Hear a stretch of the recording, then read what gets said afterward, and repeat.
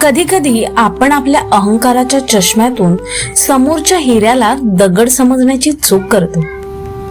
29 मार्चच्या आजच्या या भागात पहा, सोलापूरचे चिंतोपंत टोळ यांनी जेव्हा स्वामींना भिकारी किंवा लफंगा समजण्याची चूक केली, तेव्हा स्वामींनी त्यांना त्यांची जागा कशी दाखवून दिली ही प्रचिती नक्की ऐका. नमस्कार, श्री स्वामी समर्थ. आपल्या नित्यस्वामी दर्शन या सिरीज मध्ये आज आपण पाहणार आहोत की अंतर्यामी स्वामी आपल्या मनातले विचार कसे ओळखतात.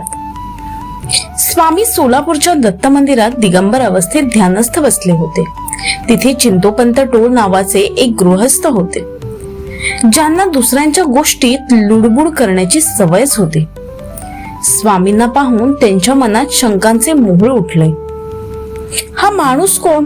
साधू आहे की भिकारी की कोणी ढोंगी? असे विचार त्यांच्या मनात येऊ लागले. चिंतोपंतांनी स्वामींना साधं नमस्कार करण्याचीही तसदी घेतली नाही. उलट त्यांना वाटलं की उगीच अशा लोकांच्या नादी कशाला लागायचं.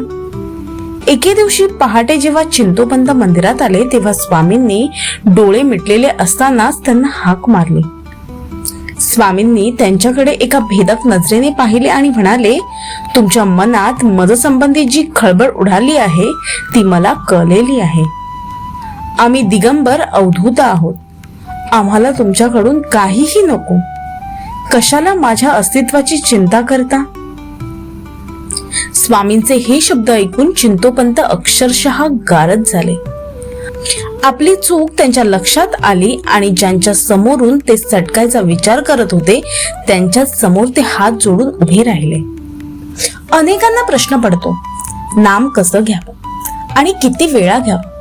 त्याचं साधं उत्तर आहे, तुम्ही ज्या अवस्थेत असाल त्या अवस्थेत सतत नाम घ्या.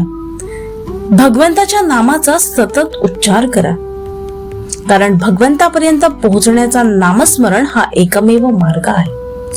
सुख दुःखाच्या आणि शरीर वेदनेच्या पलीकडे जायचं असेल तर नामात गर्क होण्यातच पृथ्वी मूलाचा आनंद आहे. स्वामी म्हणतात, भिवू नकोस, मी तुझ्या पाठीशी आहे.